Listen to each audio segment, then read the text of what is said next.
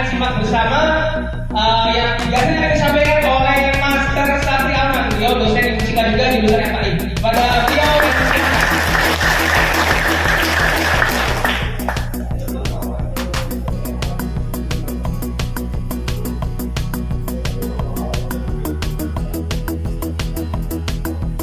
Assalamualaikum warahmatullahi wabarakatuh.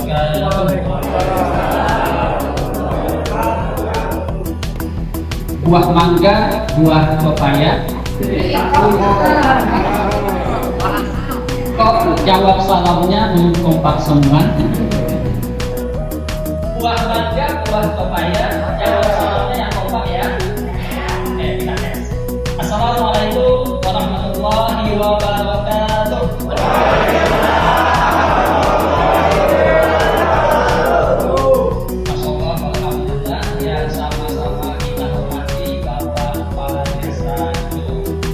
Bapak Dr. Mawar dan beserta jajarannya, ada juga Bapak Serdas dan jajaran yang lain. Kemudian ada juga tadi Bapak Ketua DPD ya, terima kasih atas Bapak.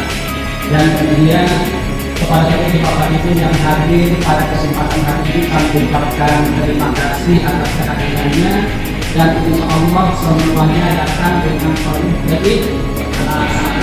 karena tadi Master Syahrul mengatakan hipnosis, hipnoterapi itu kaitannya dengan dua hal. Yang pertama sugesti, yang kedua adalah alam-alam sadar atau istilah lainnya subconscious mind. Agar sugesti ini bisa masuk ke bawah sadar, maka syarat utamanya adalah adanya kemauan atau keikhlasan untuk menerima sugesti itu.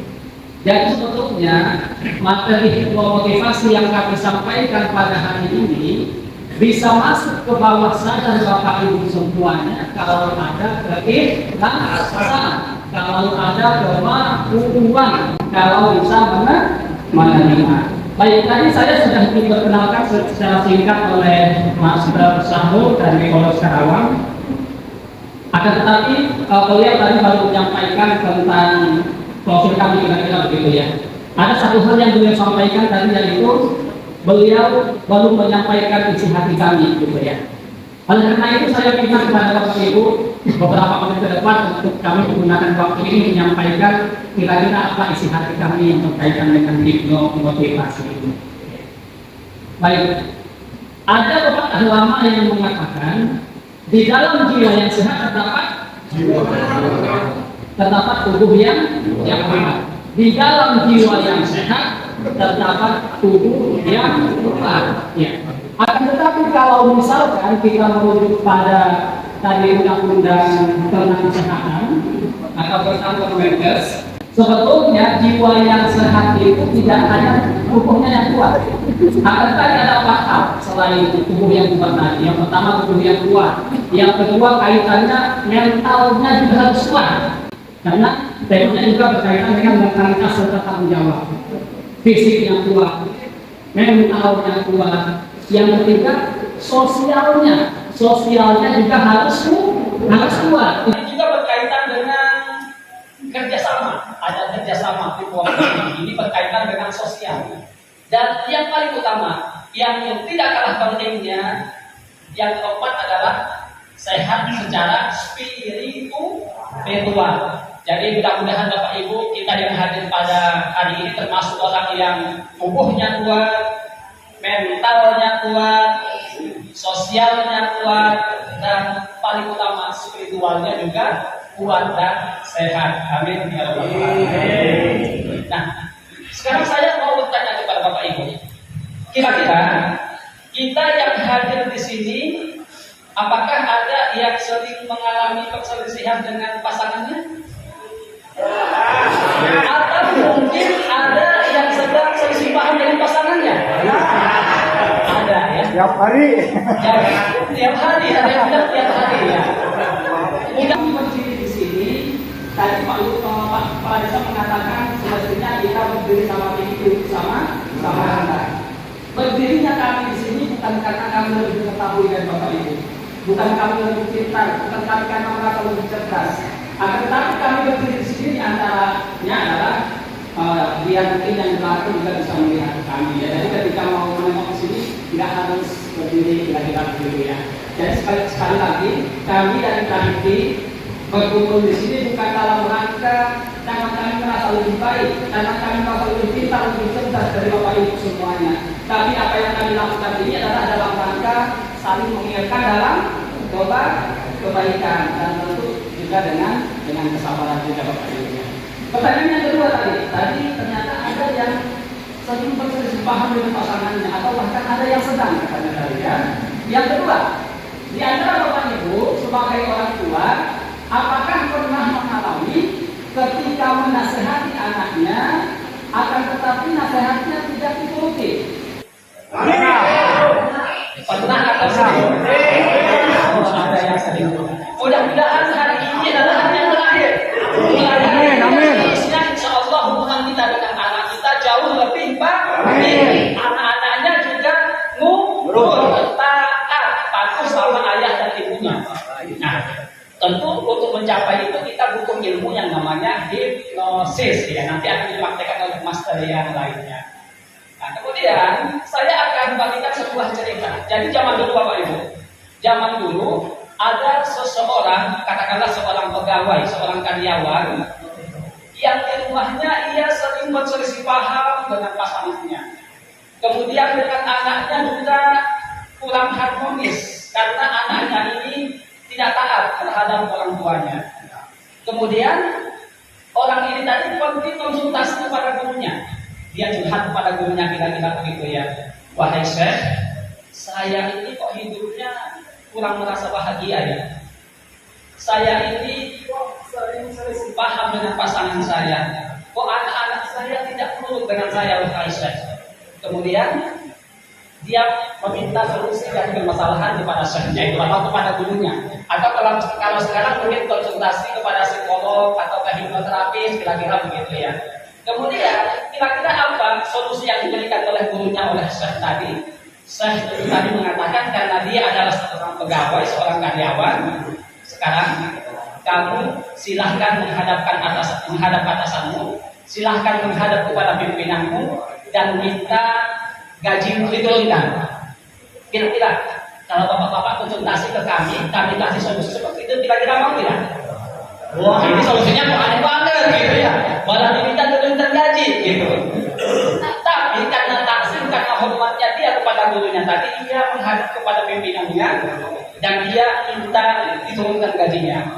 Setelah gajinya diturunkan, dia menghadap kepada syekhnya lagi. Ternyata permasalahannya belum berubah. Masih sering cekcok dengan pasangan, anak-anaknya juga belum menurun. Kemudian dia minta solusi lagi. Kemudian syekhnya memberikan solusi. Sekarang kembali menghadap ke atasanmu dan minta gajimu diturunkan lagi. Kira-kira kalau kami ngasih solusi begitu gimana Bapak Ibu? Oh, nggak mau lagi ya. Oh, ini mah nggak benar hidup trapisnya ini gitu ya. Ini nggak benar layanannya gitu ya. Akan tetapi kembali lagi karena takzimnya tadi kepada gurunya, maka ia turuti itu. Ia menghadap lagi kepada pimpinannya. Kalau sini mungkin menghadap ke Pak Kepala Desa ya. Pak Kades, saya kurang bahagia, tolong turunkan gaji saya, kira-kira begitu ya. Nah, kemudian setelah itu ia menghadap lagi kepada syekhnya, kepada gurunya, lalu ia menyampaikan, ia mengucapkan terima kasih atas solusi yang diberikan oleh gurunya itu, dan dia mengatakan setelah saya meminta menurunkan gaji saya yang kedua, alhamdulillah hubungan saya dengan pasangan saya baik, hubungan saya dengan anak saya baik, saya merasa damai, saya merasa bahagia dengan keluarga saya. Lalu syekhnya itu mengatakan, apa kira-kira hikmah di balik itu? Bisa jadi selama ini kamu bekerja, kamu belum maksimal dalam melakukan tugasmu. Bisa jadi selama ini kamu sebagai seorang pegawai, sebagai seorang karyawan, kamu belum melakukan bagaimana semestinya tugasmu. Bisa jadi melakukan pekerjaan dengan kemalasan, bisa jadi melakukan pekerjaan dengan tidak semangat, bisa jadi melakukan melayani masyarakat tidak maksimal. Ada masyarakat yang datang kebingungan, diam aja. Harusnya kita sebagai pelayan masyarakat kita yang jemput bola. Ada yang kebingungan atau bahkan ketika masuk cari sambut semestinya, kira-kira begitu ya. Nah, jadi hikmah dari kisah ini adalah agar meningkatkan keberkahan seperti tadi yang disampaikan oleh Master Syahrul dalam pekerjaan kita, maka yang pertama kita penting untuk meningkatkan kapasitas kita, kapasitas sebagai aparatur pemerintah di tingkat desa. Selain itu kita juga perlu meningkatkan motivasi kita dalam bekerja. Kemudian kita juga kerjasama teamwork, membangun hubungan yang harmonis, hubungan antara sesamanya baik, itu dikatakan harmonis. Kemudian mentalitas kita harus kuat, dikasih kerjaan sedikit, lalu tidak diantara berubah. Kemudian ada tantangan dalam pekerjaan, langsung lalu menyerah dengan begitu ya, tapi mentalnya belum kuat. Oleh karena itu, sebetulnya tema kita pada hari ini kalau kita kembalikan kita sebagai orang yang bekerja di bawah instansi atau organisasi pemerintah, sebetulnya tema kita ini berkaitan dengan konsep berakhlak. Ada yang pernah mendengar berakhlak? Saya kira sudah familiar ya. Berakhlak itu merupakan akronim atau singkatan tadi. Berarti apa? Berorientasi pelayanan. Kita sebagai aparatur desa memahami kebutuhan masyarakat. Kita yang jemput bola dalam memberikan pelayanan. Tidak semestinya kita yang menunggu ibaratnya gitu ya. Maka mungkin dalam pelayanan desa bisa juga mungkin ya dalam pelayanan KTP dan sebagainya bisa juga mungkin dari sini misalkan yang datang ke masyarakat atau yang dalam pelayanan yang lain. Kemudian yang kedua adalah akun takbir. Kita memiliki rasa tanggung jawab, kemudian kejujuran dalam menjalankan tugas. Kemudian yang ketiga ada namanya berakhlak tadi ya. K-nya adalah kompeten. Kompeten itu kita mampu melakukan tugas yang diberikan kepada kita atau job desk-nya itu bisa kita lakukan. Dan kita senantiasa meningkatkan kompetensi kita termasuk dengan pertemuan pada hari ini. Kemudian berikutnya adalah H. H itu harmonis. Harmonis itu hubungan antara sesamanya baik ya. Kemudian ada lagi L, loyal. Loyal, kita taat pada perintah Bapak Kepala Desa. Apa yang tugas yang diberikan kepada kita pekerjaan. Dan lebih tinggi dari itu loyalitas kita itu adalah pada negara ya. Kemudian ada lagi adaptif. Nah sekarang ya, kalau misalkan kita memberikan pelayanan kepada masyarakat, kalau dulu masyarakat datang ke sini misalkan begitu ya, mungkin bisa jadi saat ini kita yang harus datang ke masyarakat, kita yang memberikan penyuluhan kepada masyarakat, kita yang harus memberikan edukasi kepada masyarakat. Dan yang terakhir adalah yang terakhir berakhlak tadi adalah kolaboratif. Ada kerjasama di situ, ada teamwork di situ. Kerjasama itu kalau kata guru saya adalah working atau work together ya. Work together, bekerja sama, itu bahasa baratnya, bahasa Inggrisnya kira-kira. Work together dipahami ya, kata guru saya bukan work to get ahead. Itu beda, kalau bisa beda ya. Work together berbeda dengan work to get ahead. Kalau to get ahead berarti ada niat yang lurus karena mendapatkan hal-hal yang lain ya. Dan sebagai penutup, karena ini kaitan dengan motivasi, tingkatan motivasi itu sebetulnya ada 4. Ada 4 tingkatan motivasi. Tapi sebelum saya sampaikan tingkatan yang keempat ini, saya ingin bertanya dulu. Kira-kira Bapak Ibu, menurut Bapak Ibu orang bekerja itu karena apa? Saya ingat satu orang teman saya katakan. Kira-kira orang bekerja itu alasannya karena apa? Bebas jawabannya ya, tidak ada salah, tidak ada benarnya. Oke, saya minta bantuan satu orang saja, boleh dengan ibu-ibu, boleh juga dengan bapak. Atau ketua DPP juga.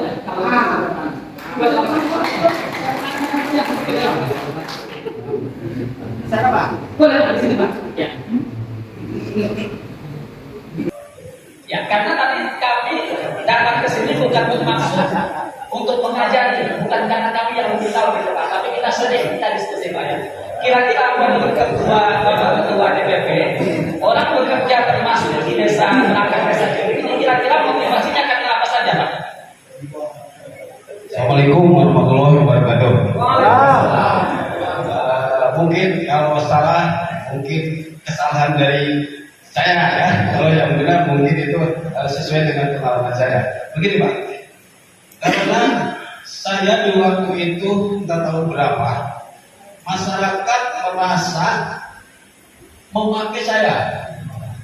Ada beberapa orang datang untuk keperluan-keperluan, walaupun sebetulnya tadinya saya belum menjadi perangkat desa, tapi keperluan-keperluan masyarakat di lingkungan kami sudah datang ke rumah, kita bantuan dari segi apapun. Makanya dengan sendirinya saya merasa terpanggil dengan kepercayaan dari masyarakat tersebut. Itu motivasi saya karena kami ingin melayani masyarakat terlibat. Kita berikan tepuk tangan untuk Bapak. Silakan kembali ke tempat lagi. Kalaulah motivasinya seperti yang disampaikan oleh Bapak Ketua DPP tadi, maka sebetulnya himne motivasi ini tidak perlu ada lagi, kira-kira begitu Bapak ya. Karena apa? Tingkatan motivasi yang beliau sampaikan itu sebetulnya sudah berada pada level yang paling tinggi sebetulnya ya. Kalau ada yang paling tinggi, tapi masih ada level yang paling rendah. Tingkatan motivasi itu ada 4. Yang pertama adalah finansial, faktor finansial. Yang kedua faktor emosional. Yang ketiga faktor mental. Dan yang keempat ada faktor spiritual. Yang pertama faktor finansial. Orang bekerja itu karena mendapat gaji. Betul? Coba kalau kita bekerja nggak ada gajinya, kita tinggalkan anak di rumah kelaparan, kita tinggalkan misalkan di rumah nggak ada nasi dan sebagainya. Oleh karena itu, orang bekerja itu kalau ingin mendapatkan gaji, itu tidak ada salahnya di situ. Akan tetapi bukan itu satu-satunya tujuan, bukan itu satu-satunya niat. Itu level yang paling dasar. Kalau kita bekerja berpuluh tahun niatnya hanya mengharapkan gaji, berarti kita belum ada perkembangan. Oleh karena itu niat bekerja karena gaji, karena ada bayaran itu tadi perlu kita tingkatkan. Yang kedua, karena ada faktor emosional di situ. Kita senang memberikan layanan kepada masyarakat seperti Bapak Ketua DPP tadi itu ya.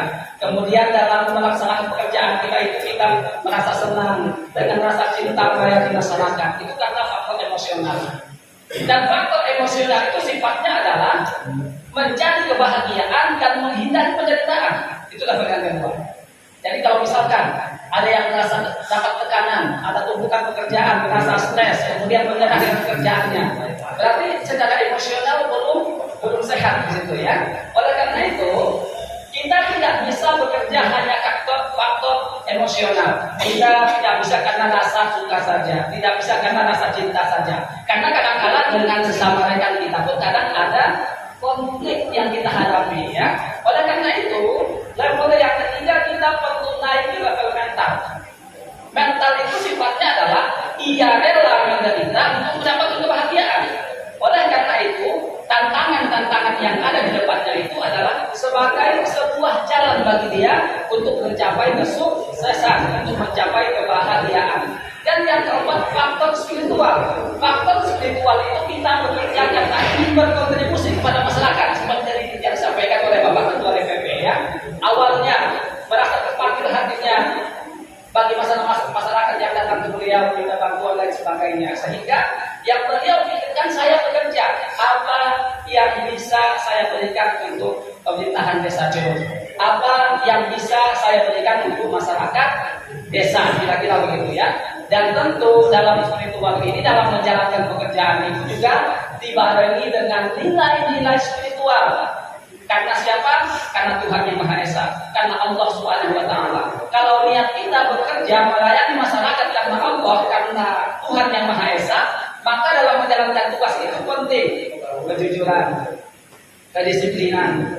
Kemudian apalagi kira-kira Bapak Ibu? Keikhlasan. Ya, betul. Itu adalah kalau level kita sudah berada level spiritual atau level yang keempat. Yang paling dasar tadi adalah finansial karena uang. Level yang kedua karena rasa senang, emosi, emosional. Yang ketiga mental, mampu menghadapi tantangan. Yang keempat spiritual adalah keikhlasan atau kontribusi apa yang bisa kita berikan untuk masyarakat. Oleh karena itu harapan kami mulai hari ini dan seterusnya, saya sebagai pendidik, mudah-mudahan niatnya mendidik mahasiswa itu adalah karena spiritualitas tadi ya, karena kontribusi untuk negara, karena kontribusi untuk Indonesia. Bapak Ibu juga demikian, menjadi pelayan pemerintahan desa Curug ini juga niatnya adalah untuk memberikan masa zakat yang diiringi dengan keikhlasan, diiringi dengan tanggung jawab, kejujuran dan nilai-nilai yang lain. Demikian